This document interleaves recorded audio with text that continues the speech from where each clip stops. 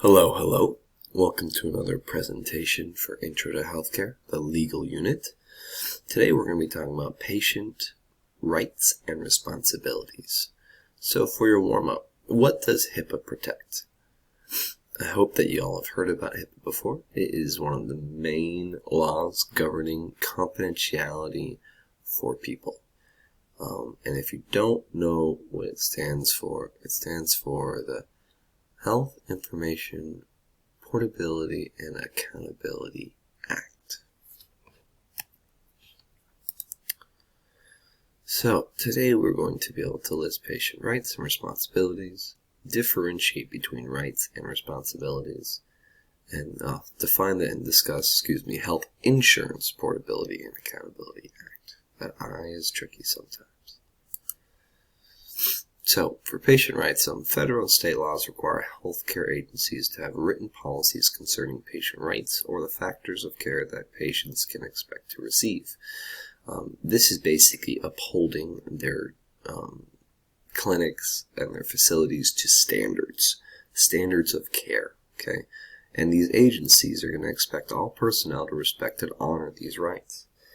If they don't, they can get fired, they can get fines, they can even go to prison. So these are not like guidelines. These are very, very strict employee ethics that you're going to need to have in order to work at any of these agencies. And these are going to ensure patient safety, privacy, and well-being, and provide quality care. So, the American Hospital Association has affirmed a patient bill of rights that is recognized and honored by many healthcare facilities. All states have adapted these rights and maybe even added some. So Georgia has their own patient bill of rights. And it's important to check each state what laws and what rights are established in that state. And every state is a little different. So when you become a healthcare professional, make sure you are in tune with these. I know as an athletic training, there are certain things that are different from state to state, and so I clearly reviewed Georgia's rights as an athletic trainer. So what rights do you think patients have? This is where I'd usually let you list as many as you can think of in class. There are a lot of rights. Sometimes there are not rights, and people think they have rights or they don't. A lot of the American culture does this right now. But I'm going to go over as many of the rights as I can for you. And usually someone in class has a story where they think their rights were restricted. And, these are the cases where you might have a lawsuit against a corporation or agency. So, first of all, you have the right to respectful care. When someone is trying to treat you, they need to be respectful to you. And this can be cultural, this can be on any physical basis as well. And the next thing is you need to obtain complete current information concerning your diagnosis, treatment, and prognosis. So a physician or healthcare professional must take the time to go over everything with you. They should usually end their conversation with, do you have any more questions? Do you fully understand everything I've talked to you about? If they are rushing and they do not go over that, they have violated your rights because you can't make decisions unless you have all the information. And that's the next part. You receive all the information necessary to give informed consent prior to the start of any procedure or treatment. If they didn't go over everything with you, you're making bad consent because you don't have all the information. And I hope some people recognize who this guy is. This is Ben Stiller back in the day as a young actor. And he was in a great movie called Billy Madison. And in the movie, if you haven't seen it yet, by God, you need to see it. In the movie, you will notice that there is a nursing home that he puts his grandmother in. And this guy, he actually abuses all of the elderly people in there. He makes them create quilts that he sells on the black market. And when they say, the grandmother says, "Hey, can I trouble you for a glass of warm milk?" He says, "You can trouble me for a glass of shut the heck up. Now you will go to sleep or I will put you to sleep." That's a clear case of not respectful care. And sadly, this happens at a lot of elderly facilities where people are fed up with the elderly. They get frustrated. No one's there they can't tell anybody because they're stuck there. And so whenever you put your elderly person to a nursing home, just be careful. We put my grandfather in a nursing facility, and shortly after that he contracted COVID and died. So just be careful when you are actually putting your elderly people or grandparents in a home. Choose carefully. And here's something that many people must go over, because there's a lot of them. Surgery complications. So before you have informed consent for treatment, if you're having surgery, they need to go over every single complication. There have been surgeries before where people have stuff left inside them, materials, utensils. There's been surgeries before where they didn't tell you that part of your leg was going to be numb for the rest of your life. Of course, the biggest surgery complication is always going to be death. That is possible. Lots of infections can also occur. So this is the one treatment where they need to go over every single detail with you before you consent.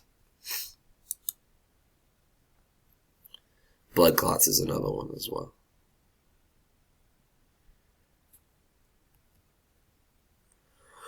Alright, here's some more rights. Privacy concerning a medical care program. They should only go over that with you. Nobody else. You can sign off on other people that can know that if you'd like, but that's it. Confidential treatment of all communications and records. Be advised of and have the right to refuse to participate in any research project. So you are definitely allowed to participate in research projects. Sometimes they pay you a lot of sleep studies and stuff like that. But you need to be told that and asked if you want to participate. If they just select you and you don't know, that's against the law. They need to be able to review and you need to receive explanation of the bills and charges. This is something that is really disgusting right now in the United States, where hospitals will just charge you and you'll receive something in the mail, but it's confusing as can be. And you usually need to call and call and call to find out why you're getting charged. I went to the hospital last year twice in one day to the ER for an ulcer, and they charged me $600. And I tried to call them and say, "I don't think you need to charge me $600. I think I understand my insurance, and I don't think you need to charge me this." And they did. And then, like 8 months later, I get a refund for $600. So there's a lot of sketchy stuff that goes on with hospitals and bills, and I encourage you to fully understand your insurance and, definitely call your insurance company to go to fight for you, because sometimes the hospital is just collecting to collect and they don't really know that much. You should always be informed of all hospital rules, policies, and resources available to dispute grievances. If you think that you are not taken care of correctly, then you have the right to ask for all this information to verify if you have been cared of properly. This is something I always bring up because there is such a thing called man law. Women, I'm sure that you have your own law and rules too. And the funny thing about this is that these are unspoken rules that men know, and they don't have to discuss it with each other. So first of all, I put a urinal up on the wall because men always know if two men go into a bathroom and there are 3 urinals, what do? Well, we always leave a urinal in between us, an empty space in between us. This is man law. We never talk about it. We were never taught this. We literally just know. I'm sure women, your man law is always go in groups to the bathroom. You might have other rules too, but for whatever reason, this is what guys will always do when they go into the bathroom. And does anyone in class know their insurance provider? Well, I fully encourage you to start becoming familiar with who your insurance provider is.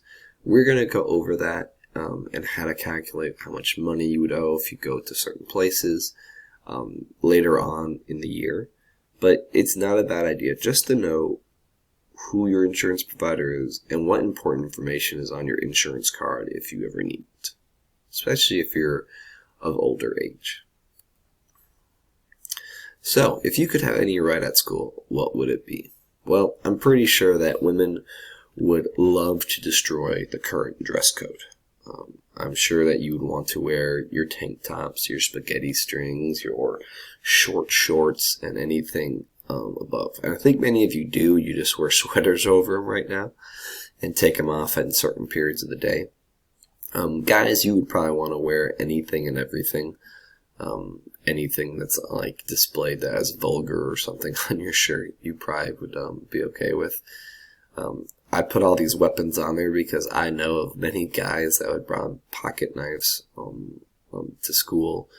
I know women right now that bring pepper spray to school. So that might be something you might want. And of course, a lot of you, I think it's gross, PDA, but there's many students at your age in the high school level that would prefer to display their affection publicly. And unfortunately, in our little hallway with the windows right behind class, that's been called make-out hallway before because kids have tried to go in there and make out and kiss and hug and hang out and hold hands. And it's just gross. Like, there's windows there. There's no reason to go in there. And I'm always watching. All right. This will be it for this portion of the PowerPoint. I will make another one and provide the link on its learning shortly.